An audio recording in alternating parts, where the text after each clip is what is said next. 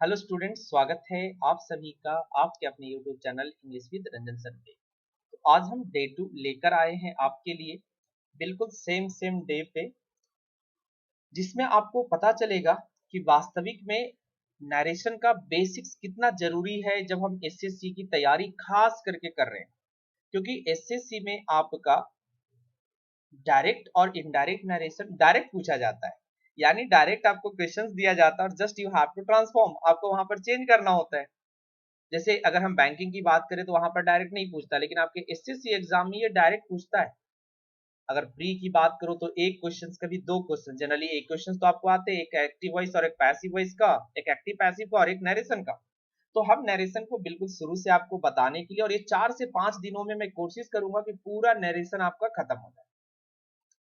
तो बेसिक्स में आप लोग को समझ में आ गया कि डायरेक्ट इनडायरेक्ट होता क्या है, रिपोर्टिंग स्पीच क्या होता है, रिपोर्टिंग वर्ब क्या होता है, रिपोर्टेड स्पीच क्या होता है।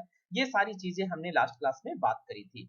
आज हम स्टार्ट करेंगे डे 2, जिसमें हम बात करने वाले हैं कि जब रिपोर्टिंग वर्ब प्रेजेंट टेंस में हो, जब रिपोर्टिंग वर्ब प्रेजेंट टेंस में हो तो हम कौन कौन से चेंजेस करते हैं और क्यों करते हैं, ये सारी चीजें जानेंगे। बट बिफोर आई स्टार्ट, आप लोगों की बहुत बड़ी खुशखबरी मैं देने वाला हूँ, and I am very excited. काफी जबरदस्त न्यूज है और खुशखबरी है। अगर आप एसएससी या बैंकिंग की तैयारी कर रहे हैं, दोनों में से किसी भी एग्जाम की अगर आप प्रिपरेशन कर रहे हैं, तो बिल्कुल आपको हैप्पी होने की अब जरूरत है, क्योंकि अन अकेडमी लाया है अनलॉक 20 ऑफर। जस्ट आपने बिल्कुल सही सुना और सही पढ़ा है। 20% जो लिखा हुआ है ना, ये 20% ही है। अगर आप मेरा कोड इस्तेमाल करेंगे तो 25 से लेके 28 तक बिल्कुल आपको फ्लैट 20% डिस्काउंट मिलेंगे। रंजन 2021 कोड का यूज करने पे आपको फ्लैट 20% का डिस्काउंट मिलने वाला है। और एक और खुशखबरी है आपके लिए कि ये 20% तो आप ग्रैब करेंगे ही, साथ ही साथ अगर आप एसएससी या बैंकिंग एस्पायरेंट्स हैं, या इवन आप नीट की तैयारी कर रहे हैं, आप कुछ 8th की क्लास के स्टूडेंट्स हैं, आप 12th की क्लास के स्टूडेंट्स हैं, आप 9th क्लास के स्टूडेंट्स हैं, तो भी आपके लिए खुशखबरी।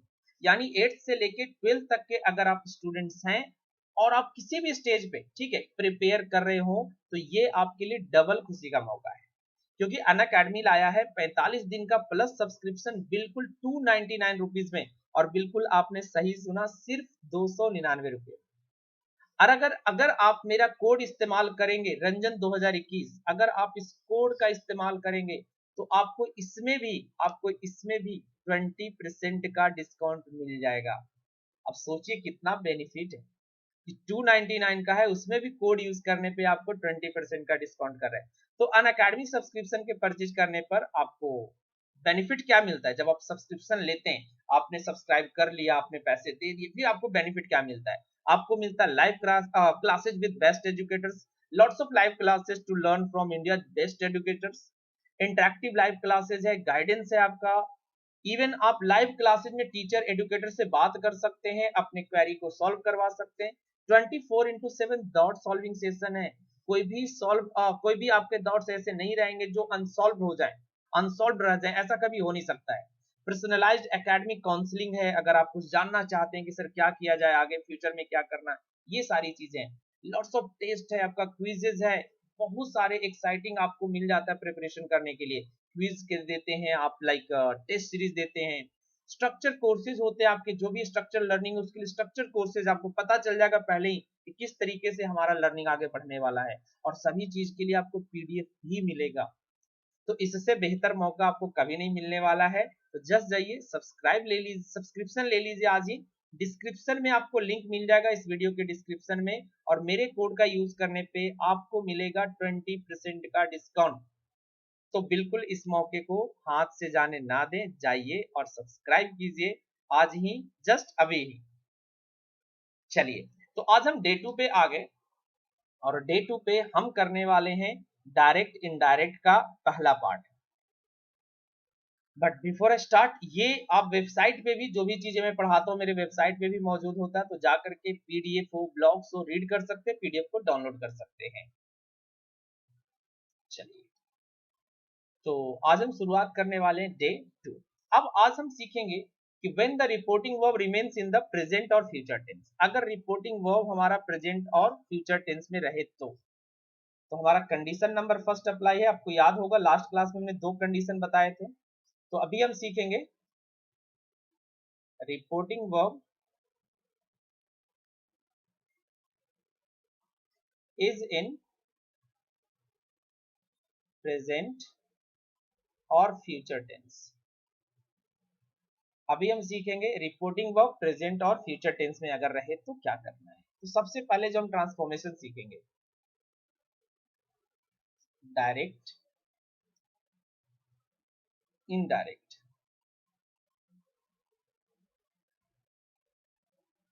क्या क्या बदलाव करना है। सबसे पहले तो हमें इस रिपोर्टिंग वर्ब को देखना है कि अगर आपको से या सेज मिल जाए या विल से मिल जाए,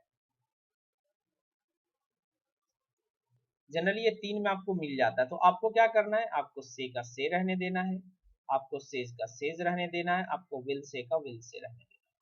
यानी इसमें हम कोई भी बदलाव, कोई भी परिवर्तन नहीं करने वाले हैं। मैं अलग अलग कलर से लिखूंगा जिससे आपको क्लैरिटी समझ में बिल्कुल आते हैं, ठीक है। लेकिन अगर यही बात से, सेज, एक साथ लेना पड़ेगा, से two plus object, says two plus object,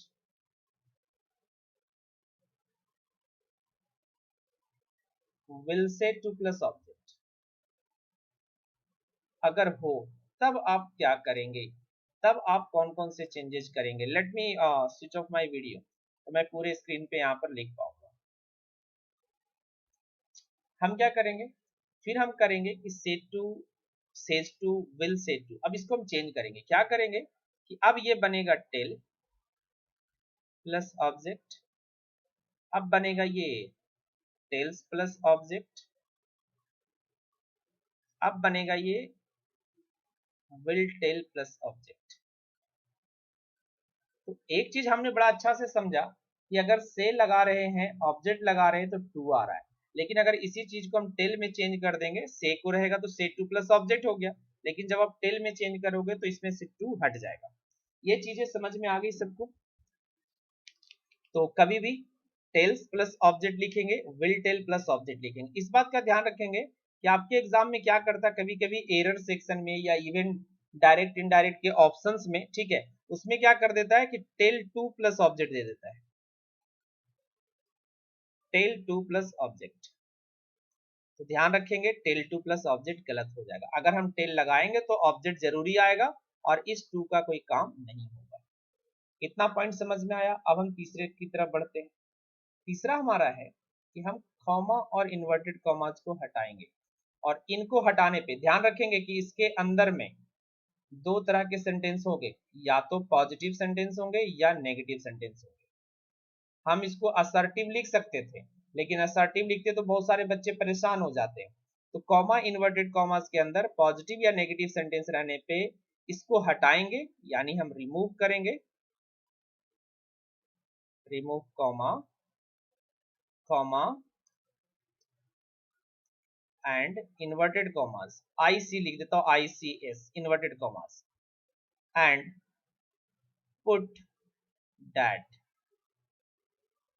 अब यहां पर हम एक कंजंक्शन का इस्तेमाल करेंगे, डैट का। अब मैं इसको हाईलाइट कर देता हूं जिससे आपको ये आइडिया लगे कि डैट कंजंक्शन का इस्तेमाल करना है कब, जब सेंटेंस हमारा पॉजिटिव या नेगेटिव में रहेगा इन्वर्टेड कॉमा के अंदर, तब।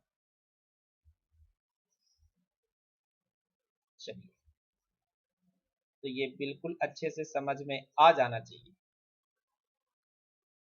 अब इतना चीज हम सब समझे तो क्या क्या चेंजेज हुआ एक बार मैं रिवाइज करता हूँ, फिर मैं स्लाइड चेंज करूंगा। से, सेज या विल से रहेगा तो हम इसको एज इट इज रहने देंगे, इसमें कोई भी परिवर्तन हमको नहीं करना है। सेज टू प्लस ऑब्जेक्ट या सेज टू प्लस ऑब्जेक्ट या will say two plus object होगा तो हम सबको टेल में चेंज कर देंगे और टू को रिमूव कर देंगे। नेक्स्ट है कि हम इन्वर्टेड कॉमास को हटाने वाले और कॉमा को हटाने वाले, लेकिन इस बात का ध्यान रखना है कि पॉजिटिव या नेगेटिव सेंटेंस होने पे हम कॉमा इन्वर्टेड कॉमा को भी हटाएंगे, और उसके बाद हम डैट लगाएंगे एक कंजंक्शन के तौर पे, डैट लगाएंगे एक कंजंक्शन के तौर पे। तो ये प्राइमरी चेंजेस हो गया। Now time for person change, यानी चेंज ऑफ पर्सन।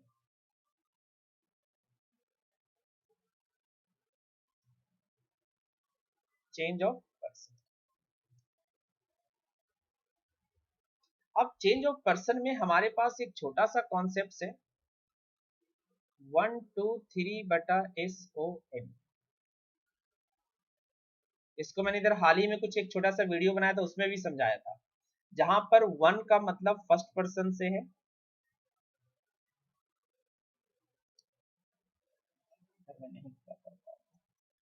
वन से हमारा मतलब फर्स्ट पर्सन से है।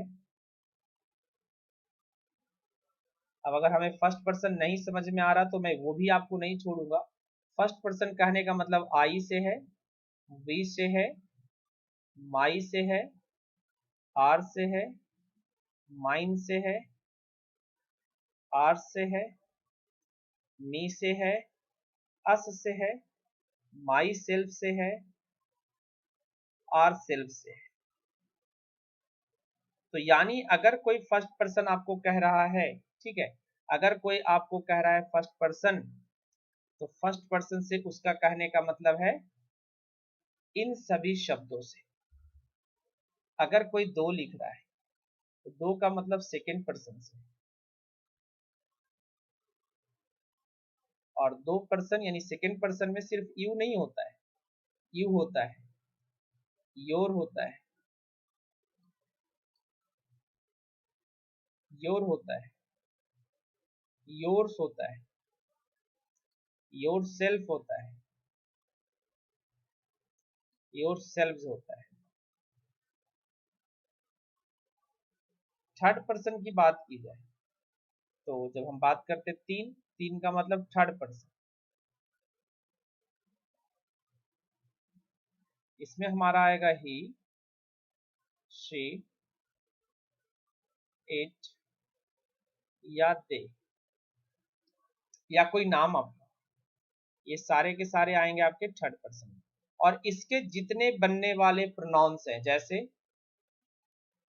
हिम, हर, इट का इट ऑब्जेक्टिव होता है, दे का देम होता है, नॉन को हम एज इट इज रहने देते हैं। अगर बने हिज, हर्स,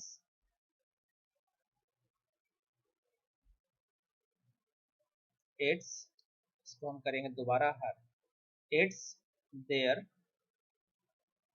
या एक फॉर्म बनेगा, ये आपका सब्जेक्टिव है, ये आपका ऑब्जेक्टिव है, ये आपका पजेसिव डिटरमिनर है, एक पजेसिव ऑब्जेक्टिव, ऑब्जेक्टिव एक हो जाएगा आपका पजेसिव प्रोनाउन, तो वो होगा आपका हिज का हिज होता है, हर का हर्स हो जाता है, इट्स का कोई फॉर्म नहीं होता है, और दे का देयर्स हो जाता है।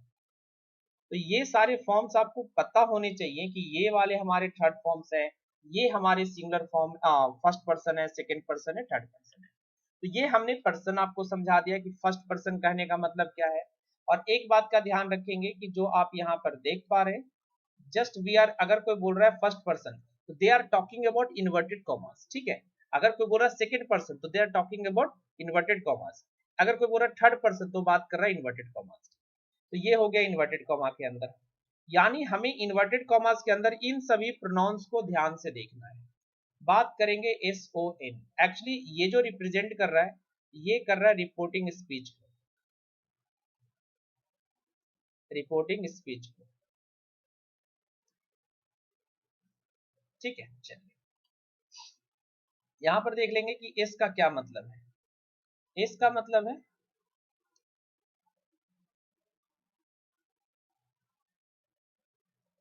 Subject of reporting verb, RV लिख रहा हूं, रिपोर्टिंग वर्ब, ठीक है। ओ का मतलब है object of reporting verb, N का मतलब है नो चेंज। अब इस चीज को समझेंगे कि अगर इन्वर्टेड कॉमा के अंदर फर्स्ट पर्सन है तो वो सब्जेक्ट के अकॉर्डिंग चेंज होता है, या रिपोर्टिंग वर्ब का जो सब्जेक्ट होता है वो जाके अंदर में रिप्लेस कर देता है। अगर हम सेकेंड पर्सन की बात करें तो सेकेंड पर्सन को रिप्लेस करने का काम ऑब्जेक्ट का है।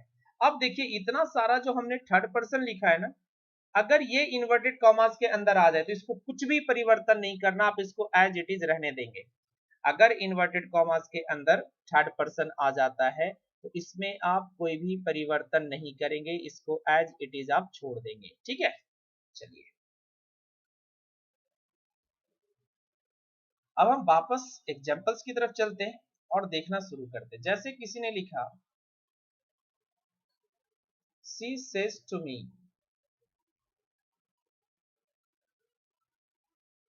आई कैन हेल्प यू। अब ये हमारा सेंटेंस है।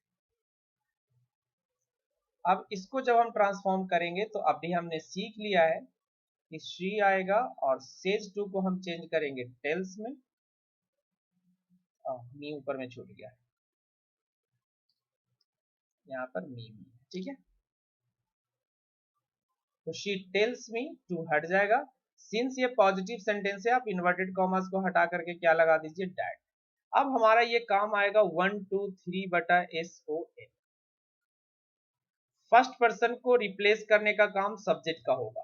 तो ये आपका फर्स्ट पर्सन है और सब्जेक्ट रिप्लेस करेगा, सब्जेक्ट ऑफ रिपोर्टिंग वर्ब याद रखेंगे। तो हमारा सब्जेक्ट ऑफ रिपोर्टिंग वर्ब कौन है, शी आएगा यहाँ पर। तो देखेंगे कि जो ऑलरेडी पहले से है, ध्यान से इसको समझना है ना कि क्या चेंजेस करते हैं। आई है तो आई कौन सा काम कर रहा है, पहले आप ये चेक कर लो। फर्स्ट पर्सन ये तो आपने चेक कर लिया, ये काम क्या कर रहा है, तो पता चलेगा ये सब्जेक्ट है। अब इधर से जिसको आप लेकर के अंदर आ रहे हो, तो क्या वो भी सब्जेक्ट के फॉर्म में है, अगर है तो एज इट इज लिख दीजिए। अगर इनकेस मान लीजिए नहीं होता तो हम उसको ट्रांसफॉर्म करते इसी के फॉर्म में लाने के लिए। सिंस शी भी सब्जेक्ट है, आई भी सब्जेक्ट है, तो कुछ नहीं किया, शांति से आया बेचारा, रिप्लेस कर दिया। कैन को हम कुड नहीं करेंगे, इस बात का ध्यान रखेंगे, क्योंकि प्रेजेंट टेंस में वर्ब होने पे, ये वाला वर्ब होने पे हम टेंस चेंज नहीं करते, सिर्फ पर्सन का चेंज करते। अगर नहीं देखा तो पहला वीडियो आप जरूर देखिए। हेल्प को हेल्प लिख देंगे। अब आया ये सेकंड पर्सन, अब इसको कौन रिप्लेस करेगा, ऑब्जेक्ट। ऑब्जेक्ट कौन है, मी। तो अब देखेंगे यू ऑब्जेक्टिव फॉर्म में, ये इधर आ रहा है जो भी ऑब्जेक्टिव फॉर्म में है, तो एज इट इज हो गया ये। अगेन देखिए, तो 4 एग्जांपल्स देखेंगे, समझ में आ जाएगा। He says to me,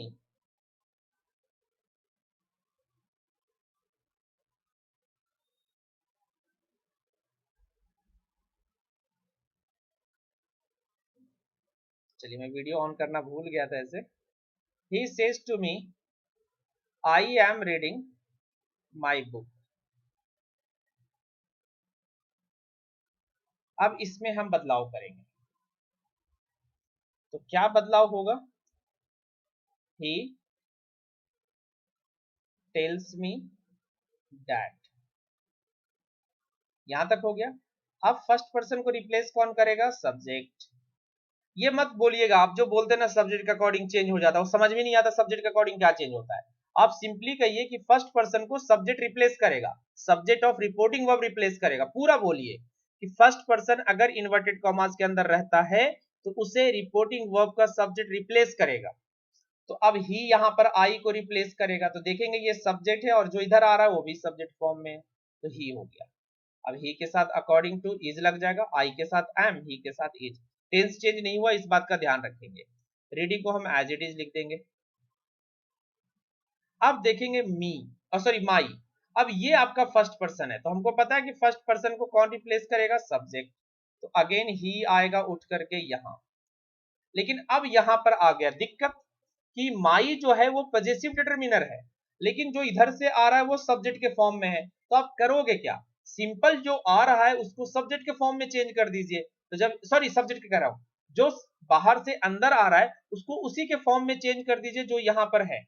तो हम माई का पॉजेसिव डिटरमिनर फॉर्म होता है, माई का जो फॉर्म होता है पॉजेसिव डिटरमिनर होता है। फ्रीज से कुछ गिरा होगा, ठीक है। माई पॉजेसिव डिटरमिनर फॉर्म है और ये इसको रिप्लेस कर रहा है, सब्जेक्ट रिप्लेस कर रहा है, तो इसको लेकर के हम इसे भी पॉजेसिव डिटरमिनर में चेंज कर देंगे। क्या हो गया, he says to me he is reading his book. I hope बिल्कुल अच्छे से समझ में आ गया होगा। अभी मैं जो नेक्स्ट थर्ड क्लास लगाऊंगा ना, सिर्फ इसकी प्रैक्टिस करवाने वाला हूं, ठीक है, कि हम चेंज ऑफ पर्सन कैसे करते, माइट भी वो मैं लाइव क्लास लेकर आऊं आप लोगों के लिए, ठीक है, कि हम चेंज ऑफ पर्सन करते कैसे हैं। जैसे देखिए,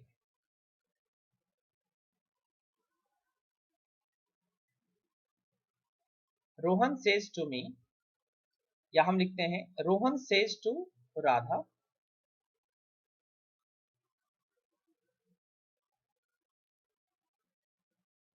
आई have helped you, I have helped you.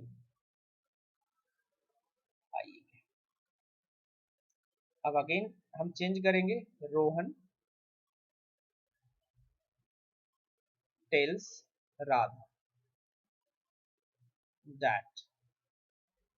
आप देखेंगे ये सब्जेक्ट वाला फॉर्म है। अब ये रोहन इधर आएगा, फर्स्ट पर्सन है ये, तो फर्स्ट पर्सन को कौन रिप्लेस करेगा, सब्जेक्ट। अब रोहन को जब अंदर लेके आएंगे तो इस बात का ध्यान रखेंगे कि नाउन को आप अंदर नहीं ला सकते, तो इसे हमें कंसीडर करने पड़ेगा ही, तो अब आएगा ही अंदर। ही के साथ क्या लग जाएगा, हैज। अगेन ध्यान रखोगे टेंस चेंज हमने नहीं किया है, हेल्प को हम एज इट इज लिख देंगे, हेल्प। अब आएगा यू, तो यू को कौन चेंज करेगा, राधा।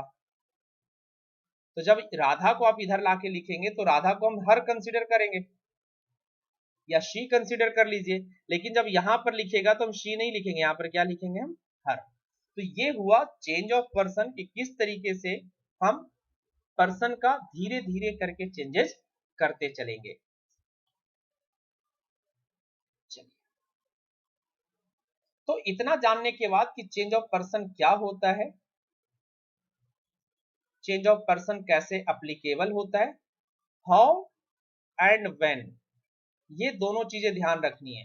नहीं तो बच्चे गलती क्या करते हैं कि जब ना चेंज करना तो भी पूरा टेंस चेंज कर देते, उनको समझ में नहीं आता है कि टेंस चेंज होगा या टेंस चेंज नहीं होगा। तो इस बात का बिल्कुल आप ध्यान रखेंगे आगे से, और हमें कमेंट करके जरूर बताएं कि हाँ सर चेंज ऑफ पर्सन हमको पूरे अच्छे से समझ में आया या समझ में नहीं आया, या इसके लिए क्या किया जाना चाहिए। क्योंकि कमेंट करेंगे जल्दी तो मैं उसके लिए अपना आगे का तैयार करूंगा कि लाइव क्लासेज आकर के आपको समझाना है या ऑफलाइन में रिकॉर्ड करके डालना है।